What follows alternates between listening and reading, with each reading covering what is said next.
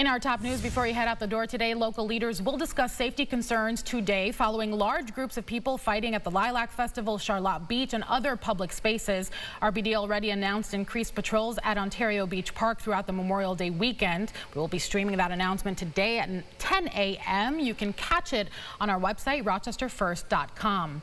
After months of back and forth, the Police Accountability Board is now shifting its priorities after having much of its authority stripped by local and state courts. Now board executives say their goal is to keep the public informed and find trends of where alleged misconduct takes place. After a lower court ruling affirmed by the New York Appellate Court, the organization can't investigate specific case allegations or recommend officer discipline. At Thursday night's meeting, they said they plan to continue taking complaints from residents and increase community engagement. They also plan to submit another appeal for the authority to conduct individual investigations again.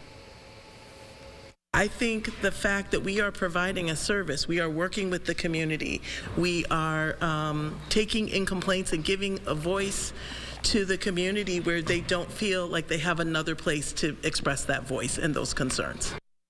News 8 has reached out to the Rochester Police Locust Club, the organization that originally filed the suit against the PAB, for feedback on the organization's restructuring. We have not yet heard back. For more details on this story, go to our website, rochesterfirst.com.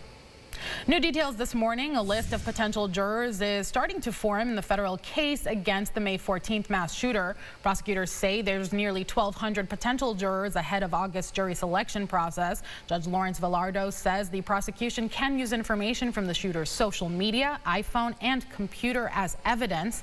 Initial juror instructions are set for next month. An Albion man is facing nearly 20 charges after police say he stole alcohol, harassed residents for money, and later led officers on a pursuit through the village while intoxicated. Authorities say Timothy Osmond Jr. stole 4 alcoholic drinks from Crosby's North Monday morning and was given an appearance ticket. Later that morning, police say Osmond was banging on doors and harassing residents for money on Hamilton Street. Officers say he appeared to be intoxicated, then drove his car, leading to a dangerous pursuit that ended when the suspect struck a patrol car and lost control on South Clinton Street.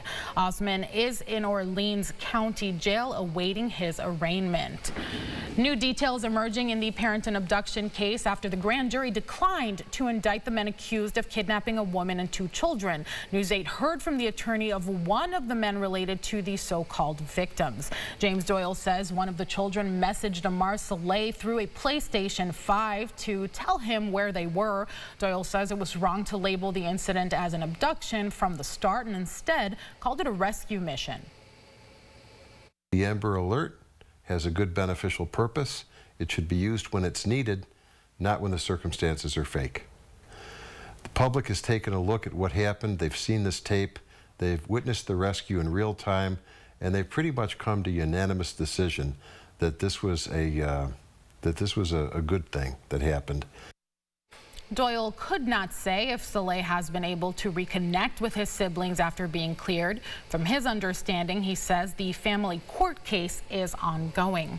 Let's get to our sunrise traffic report here at 6:54. Our traffic map is clear of any accidents, and it looks like everything is green, moving at speed at this time.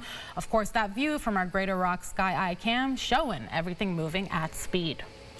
As Rochester City Emblem is close to its 50th anniversary, a screening was held at the Little Theater to watch a film documenting the city's flower logo and the process that led to its creation. This was just one of many activities the city will have for the anniversary, including the Flower Fest on June 6th. If you missed last night's screening, the film will be available at various venues through September. Visit cityofrochester.gov for a full listing of dates and times. Well, final check of the forecast. What do people need to know before heading out the door? It's a little chilly out there. I just poked my head outside, and you feel it. It's in the low 40s right now. We do get into the low 60s this afternoon, though, so not too bad there. Nice a little warm up. Still below average, though. Tomorrow, stuck in the 50s with the rain. We do see a bump up, upper 60s there. Scattered shower on Sunday. But don't be scared by that. A lot of Sunday is dry. I even took out the rain chances on Monday on Memorial Day there. And then back into the 70s, maybe a run at 80 for you as we get into Tuesday and Wednesday, you see the clearing skies there as well, which is nice. Yeah, I just want to sit out in the sun and bask in it. What do you call us, lizard people? Yeah, we're all just lizard people, just trying to soak it in. Just trying to soak in. Or you see the turtles that like to find their spot, you know, on a rock or something. Exactly like that. Yeah. Exactly like that. Make sure to check out our podcast, Second Cup of Sunrise, this morning, 9 a.m. I'll be there along with James, and I'm sure we'll find very interesting things to talk about, James, because we always do. Maybe there's a bird out there that we can just stare at. Perfect. Right? A bird will stare How's at. that sound? That's a tease if I've ever heard one. Thanks so much for watching. News 8 at Sunrise, everybody. CBS Mornings up next.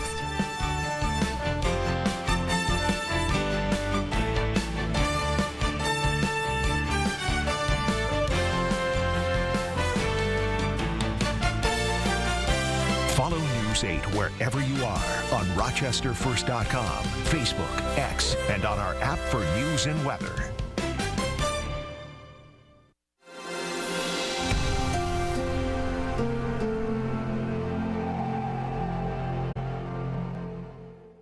Get the Rochester First streaming app today for everything you love from News 8 on demand, plus exclusive shows you won't see anywhere else. Search ROC and download for free on Roku, Amazon Fire, and Apple TV.